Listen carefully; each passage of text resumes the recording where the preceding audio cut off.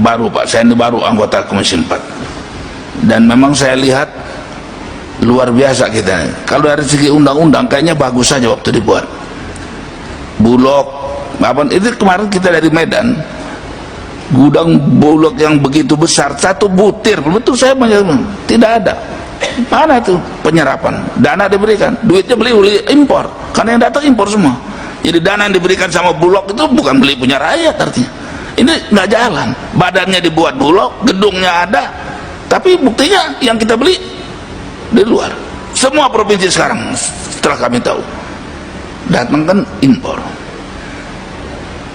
Nah, ini kan persoalannya bukan hanya Bapak saja yang rakyat ini terus terang cuma disebutkan di mulut aja berpihak pada rakyat. Yang terjadi di Rempang sekarang nggak lebih kurang juga sama. Itu orang dari zaman dulu sudah hidup di situ, pemilik di situ. Kita mengusir penjajah Pak supaya tanah air punya kita. Kalau kita membangun terus yang menikmatin orang rakyatnya, diusir rakyatnya, dibulldozer, gimana? Ini pikirannya begini. Yang hancur yang kecil-kecil ini, yang besar tambah besar. Ini kan kebijakan kita yang bikin. Integrator segala macam itu kan kita bikin peraturan.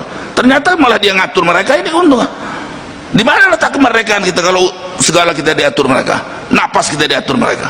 Ini kan kesalahan kita, artinya kita harus cek ini. Ini saya setuju Panja itu Pak, supaya kita bongkar ini. Jangan dikira kita bikin yang dengarnya nama udah hebat integrator begini, ujung-ujungnya nggak ada yang ngontrol. Kalau misalnya ditentukan 20%, nggak ada yang siapa yang ngontrol. Karena yang lebih ngontrol mereka kalau punya amplop untuk ngontrol itu. Undang-undang ini bisa dikontrol dengan amplop Pak di negara kita ini. Jadi jangan main-main bikin undang-undang. Kalau tidak bisa kita atur, sekarang mari cek di mana Bulog beli padi kita. Nggak ada, kosong, sebutir pun tidak. Bukan nggak ada Bulog, bukan nggak ada duitnya juga, anggaran diputuskan, tapi tidak dilakukan. Yang paling gampang adalah impor, berangkat sekali ribuan ton datang.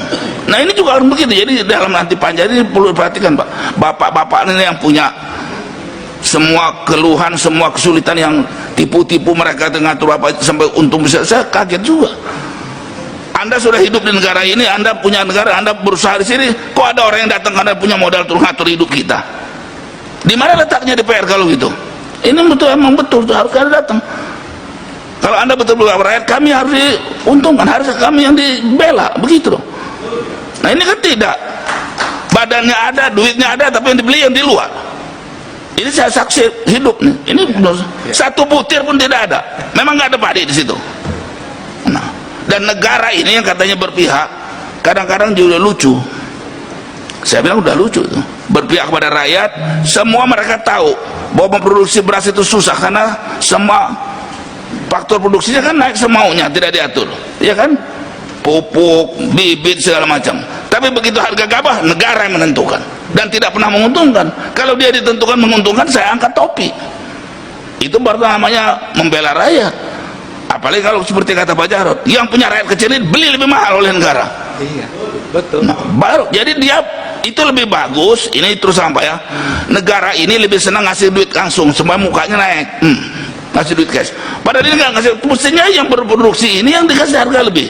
Semua petani ngomong sama kita, Pak, daripada bantuan langsung, harga kopi kami dikasih, harga singkong kami, harga ini yang benar, harga telur kami benar. Itu lebih betul. Itu harus kita atur sebetulnya. Duit itu membeli, menghargai. Kan kita ini nggak ada yang bodoh sebetulnya, dirjen-dirjen. Hitung produksi telur berapa, beli harus di atas itu, baru rakyat untung. Kenapa jadi orang lain yang suruh ngatur keuntungan rakyat? Kita yang mesti ngatur. Mereka harus untung minimal 20%. Bikin harganya.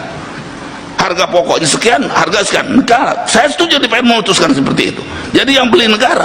Ya. Jadi kan seperti sekarang diserahkan sama mereka lagi ngatur. Ujungnya kalian semua diatur. Sekarang hari ini baru saya dengar luar biasa ini.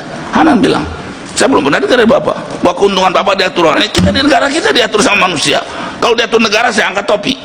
Tapi kalau diatur orang-orang kaya-kaya yang ngatur negara ini, pimpin-pimpin ini semua, makanya Rempang orang yang sudah bertahun-tahun itu mau dibulldozer sama jenderal kita, dididik sama ini bukan punya mau mengamankan negara, mau berdoser rakyat. Nah, aneh itu.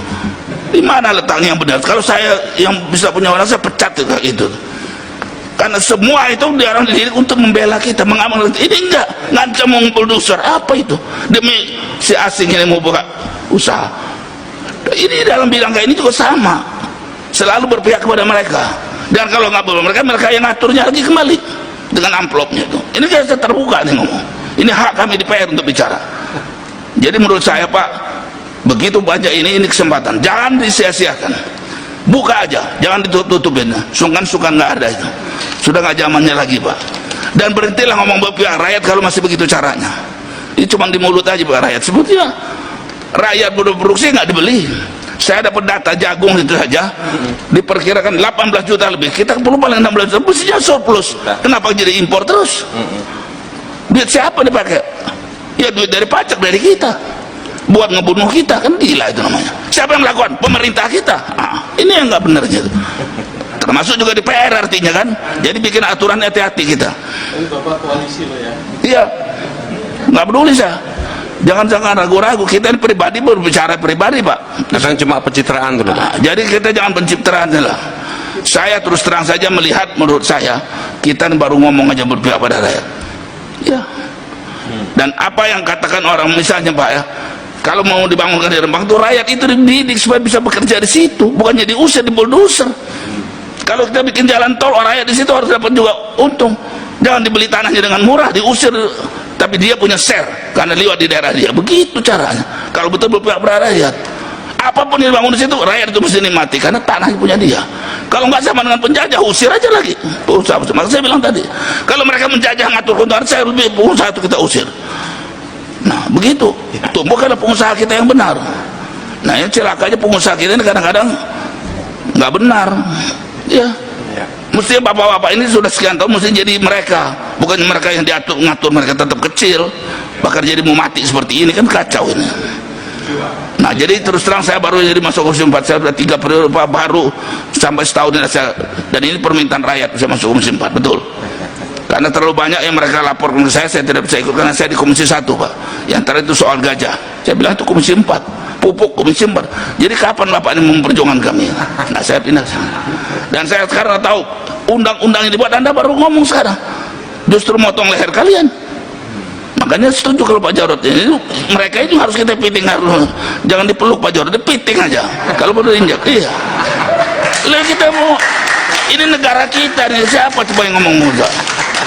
Nah, jadi saya setuju Pak Jarod yang itu udah keras ngomong, cuman dia bilang dipeluk, ini orang Jawa sih.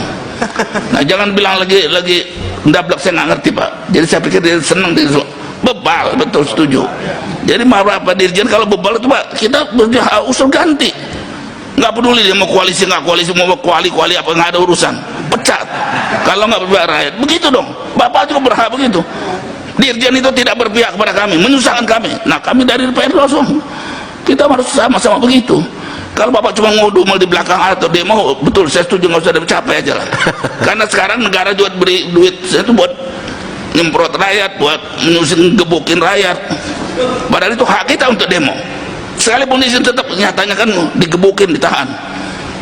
Ini saya baru dengar lagi baru-baru ini yang demo-demo Rempang itu kan orang panas udah susah, nggak bisa nelayan, nggak ada makanan, demo lagi. Siapa ngasih makan minum? Ada ustaz ngasih dia makan, ditangkap sekarang.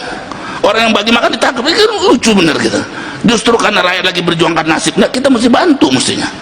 Jadi di mana letak berpihak rakyat? Ayo kita buka diskusi kita. Yang mana bukti yang berpihak pada rakyat?